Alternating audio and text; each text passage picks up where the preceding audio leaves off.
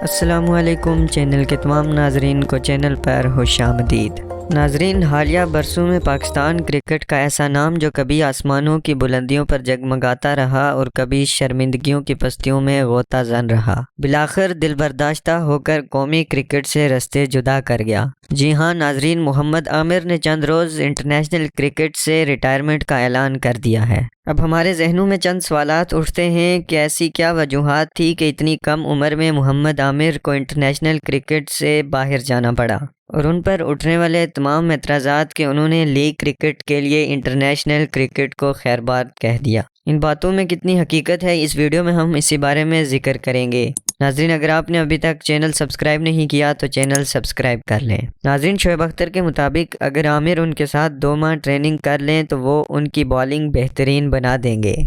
اس سے ظاہر ہے کہ شعیب اختر کا اشارہ ٹیم مینجمنٹ کی طرف ہے، جس کی وجہ سے محمد عامر کا یہ رد عمل سامنے آیا ہے۔ اس کے پیچھے کیا وجوہات تھے، ان کو سامنے لانے کے لیے محمد عامر کے کیریئر پر کچھ نظر ڈالتے ہیں۔ ناظرین، محمد عامر نے 2009 میں بین الاقوامی کرکٹ کا آغاز کیا تو آتے ہی اپنا لوہا منوا لیا۔ ان کی شکل میں کرکٹ ماہرین اور پاکستانی شائقین کو ایک نیا وسیم اکرم ابھرتا ہوا نظر آیا۔ خود وسیم اکرم نے انہیں پاکستانی کرکٹ کا روشن مستقبل قرار دیا، اور دیگر کئی ماہرین کے مطابق محمد عامر نے اپنے کیریئر کا آغاز وہاں سے کیا جہاں سے بین الاقوامی کرکٹ میں کل 460 میچوں میں 916 وکٹیں لینے والے وسیم اکرم نے اختتام کیا تھا۔ محمد عامر سے بھی کچھ یوں ہی امید تھی، مگر محمد عامر نے جب بین الاقوامی کرکٹ چھوڑنے کا اعلان کیا تو اس وقت انہوں نے محض 147 میچوں میں 259 وکٹیں حاصل کی ہیں۔ گو کہ پاکستان میں ٹیم مینجمنٹ اور کرکٹ بورڈ سے اختلافات کے باعث ریٹائرمنٹ کا اعلان کرنا اور پھر اس اعلان کو واپس لینا ایک معمول کی بات ہے، اور اسی معمول کی بات کو مد نظر رکھتے ہوئے جہاں پاکستانی کرکٹ بورڈ نے فوری طور پر محمد عامر کی ریٹائرمنٹ کی تصدیق کر دی ہے، وہیں محمد عامر کے مداح ان سے اس اعلان کے واپسی کے مطالب ہیں۔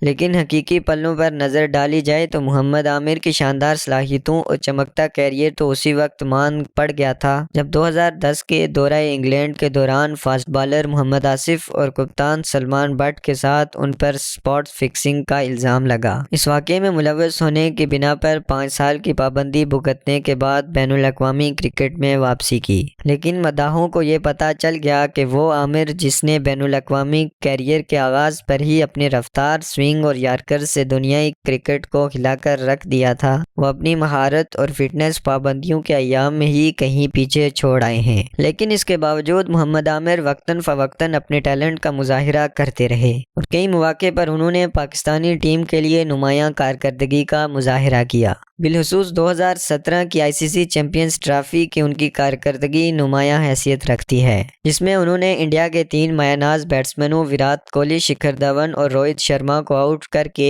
6 اوورز میں محض 16 رنز کی عوض 3 وکٹیں حاصل کر کے پاکستان کی تاریخی جیت کا راہ ہموار کیا۔ جب محمد عامر پابندی کے بعد اس وقت کے chairman Pakistan cricket board Najam Sethi اور شاہد آفریدی کی ذاتی کوششوں سے واپس آئے تو ان کے پاس موقع تھا کہ وہ اپنی کارکردگی کی بدولت ٹیم میں دوبارہ جگہ مستحکم کر لیتے، کیونکہ اس وقت پاکستان کرکٹ کے قومی منظر نامے پر باصلاحیت فاسٹ بالرز کی شدید مانگ تھی۔ لیکن بعد میں آنے والے برسوں میں PSL کی بدولت پاکستان میں دوبارہ سے فاسٹ بالرز کی لائن لگتی گئی، اور ایسے میں فٹنس مسائل کا شکار محمد عامر واحد سٹرائکنگ بالر کی پوزیشن برقرار رکھنے میں ناکام رہے۔ ان کی کارکردگی متاثر ہوئی تو نہ صرف ٹیم مینجمنٹ نے ان سے آنکھیں پھیر لی بلکہ مداحوں کی طرف سے بھی ان کو خاصی اہمیت نہ مل سکی۔ اس میں کوئی شک نہیں کہ PCB نے ان کی کم عمر ہونے کی وجہ سے نہ صرف ہر فارم پر ان کا بھرپور دفاع کیا بلکہ ان کی کارکردگی بہتر کے لیے خوب مواقع بھی فراہم کیے۔ ان حالات میں ٹیسٹ کرکٹ سے محمد عامر نے جب ریٹائرمنٹ کا اعلان کیا تو اس نے سونے پر سہاگے کا کام کیا، جس کی وجہ سے محمد عامر نے کرکٹ بورڈ میں اپنی صحیح ہمدردیاں بھی کھو بیٹھے۔ اپنے پورے کیریئر میں تنازعات کا شکار شکار رہنے والے اور درجنوں مرتبہ ٹیم سے باہر اور اندر آنے والے فاسٹ بالر شعیب اختر کا کہنا ہے کہ محمد عامر نے اس صورتحال کو درست طریقے سے ہینڈل نہیں کیا، اور نہ صرف محمد عامر کو ٹارچر کیا گیا بلکہ ٹیم کے ہر ممبر کو ٹارچر کیا جاتا ہے۔ شعیب اختر کا مزید کہنا ہے کہ پاکستان ٹیم میں رہنے کے لیے نہ صرف میدان میں کارکردگی دکھانا ہوتی ہے بلکہ ذہنی طور پر بھی مضبوطی کا مظاہرہ کرنا ہوتا ہے۔ ان کا مزید کہنا ہے کہ پاکستان میں متعدد کرکٹرز محض اس لیے کرکٹ کو خیرباد کہہ دیتے ہیں کہ قومی ٹیم میں آنے کے بعد ذہنی دباؤ کا درست انداز میں سامنا نہیں کر سکتے۔